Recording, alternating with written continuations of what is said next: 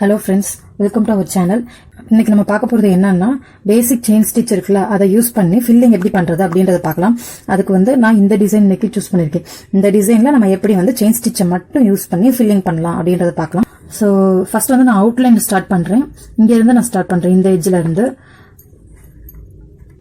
Chain ஸ்டிச்சை ஸ்டார்டிங்ல இருந்தே ஒரே மாதிரி போடுங்க. குட்டி குட்டியா போட்டீங்கன்னா எப்பயுமே அழகா இருக்கும், ஃபினிஷிங் நீட்டா இருக்கும்.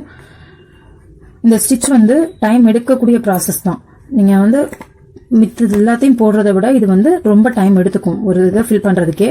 ஆனா லுக் வைஸ் பார்த்தா இது ரொம்ப கிராண்டாவும் நீட்டாவும் இருக்கும். அதே மாதிரி நீங்க பிகினரா இருக்கும் பட்சத்துல நீங்க வேற எந்த ஸ்டிச்சுமே அந்த அளவுக்கு தெரிஞ்சிருக்காது, அந்த அளவுக்கு பிராக்டிஸும் இருக்காது.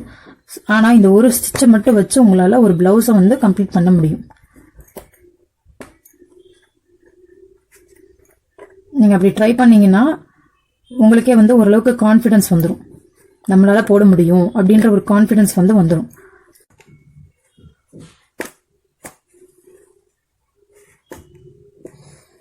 நம்ம என்ன மாதிரி டிரா பண்ணிருக்கோமோ அதே ஷேப்ல கரெக்டா ஃபாலோ பண்ணி வரணும். எவ்வளவு தூரம் முடியுமோ அவ்வளவு தூரம் உங்களுக்கு அது கிளாரிட்டியா புரியணும். அதனாலதான் நான் திருப்பி சொல்லி கொடுத்துருப்பேன் இந்த ஒரு ஸ்டிச்சை மட்டும்.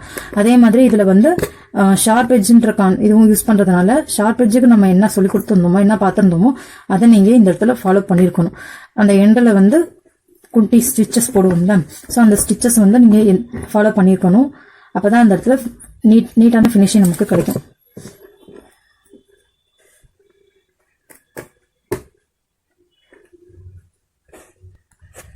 என்னோட கன்வீனியன்ட்டுக்காக நான் ஃப்ரேமை திருப்பி இருக்கேன்.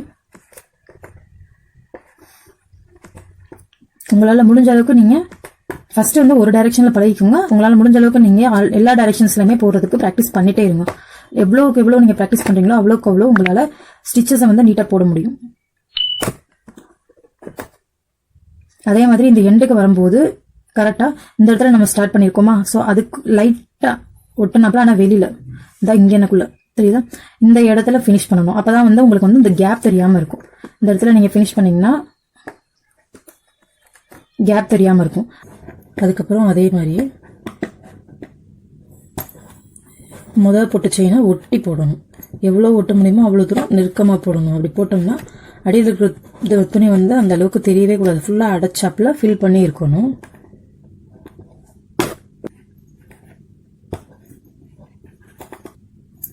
இந்த எண்டில் வரும்போது நீங்க ஃபர்ஸ்ட் ஒரு அவுட்லைன் போட்டீங்களா, ஸோ அந்த அவுட்லைன்ல ஒரு செயினோட சென்டர்ல ஒரு ஸ்டிச்சை போட்டுட்டு கொண்டுட்டு வாங்க. அப்படி கொண்டு வரும்போது அந்த கேப் நமக்கு தெரியாமலே இருக்கும். கேப்பே நமக்கு தெரியாம ஃபில் ஆகும்.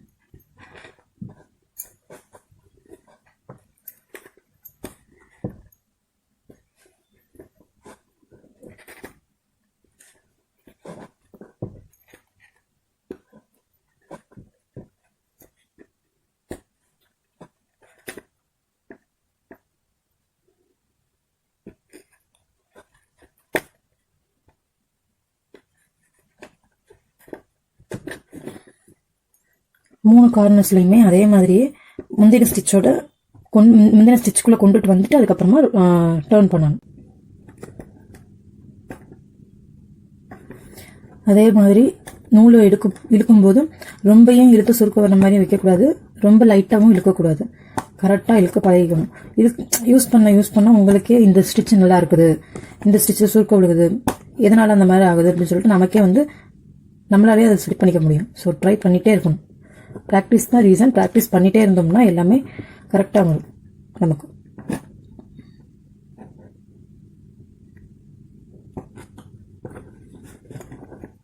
எல்லா லேயர்லயுமே முந்தின லேயர்ல கொண்டுட்டு வரணும். அப்பதான் கேப் நமக்கு தெரியாம இருக்கும். எல்லா கார்னர்ஸ்லயும் சரி, எல்லா லேயர்ஸ்லயும் சரி.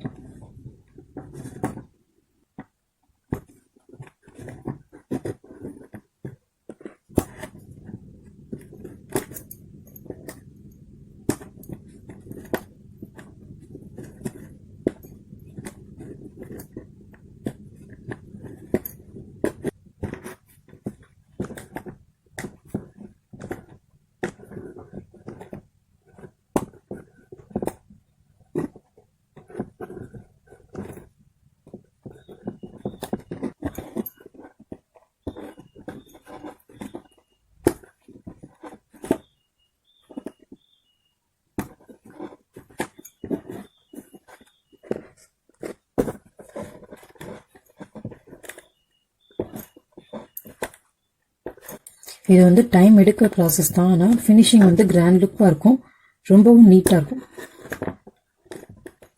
ரொம்ப பேசிக்காக கற்றுருக்கிறவங்க கூட ஆரியை இப்போ தான் ஸ்டார்ட் பண்ணியிருக்காங்க அப்படின்றவங்க கூட இந்த மாதிரி ஃபில்லிங் வந்து ஈஸியாக போட்டுடலாம். ஆனால் ஒவ்வொரு ஃபில்லிங்கும் போடுறதுக்கும் ரொம்ப டைம் எடுக்க தான் செய்யும்.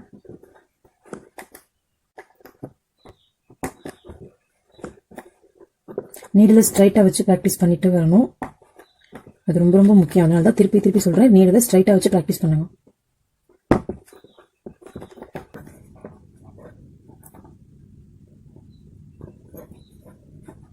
இந்த ஸ்டிச்சை பொறுத்த வரைக்கும் முந்தின லேயரில் கரெக்டாக போய் ஒரு செயின் போட்டுட்டு தான் நம்ம வந்து டர்னிங்கே பண்ணணும். அப்படி பண்ணால் தான் கரெக்டாக வரும், நமக்கு கேப்பே இல்லாமல்.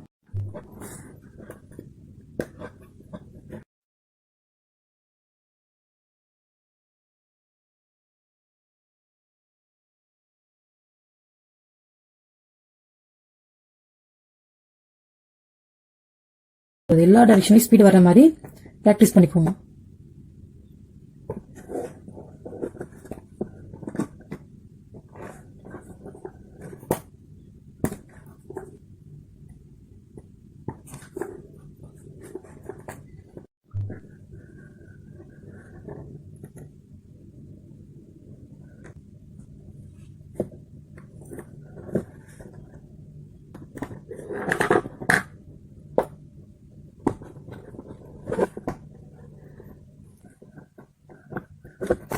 அப்படியே சென்டரில் வரும்போது சென்டரில் நாட் போட்டுரும்.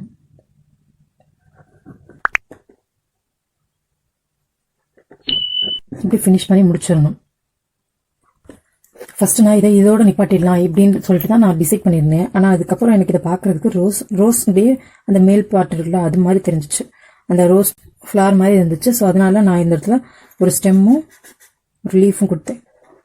இப்போ அதோட ஸ்டெம் எப்படி போடலான்றதை பார்ப்போம். இதை இங்கிருந்து ஆரம்பிச்சோம்னா நடுவில் ஒரு கேப் இருக்கும், இப்போ தனித்தனியாக தெரியும். அதனால கொஞ்சம் உள்ள இருந்து ஆரம்பிக்கிறோம்.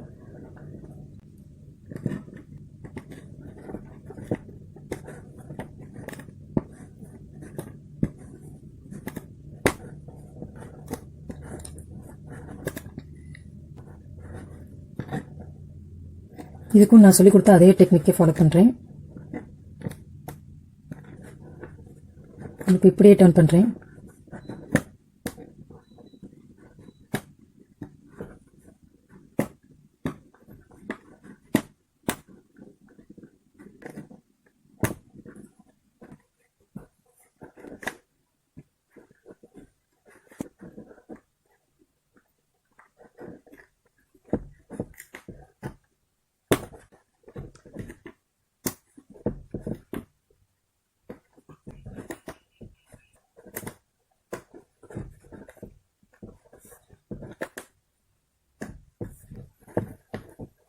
இப்போ இந்த எண்டு வரைக்கும் வந்த உடனே நான் உள்ளேயும் ஒரு கோடு போடுறேன். அதனால இந்த இடத்துல ஒரு லாக் ஸ்டிச் மாதிரி போடுறேன். தெரியாத மாதிரி ரொம்ப நெருக்கமாக போடுறேன். சரியா?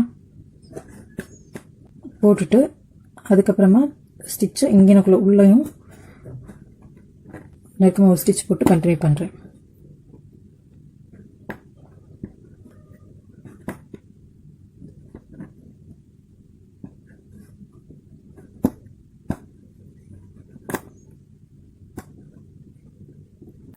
இந்த இடத்துல எண்டிங் நாட் போடுறேன்.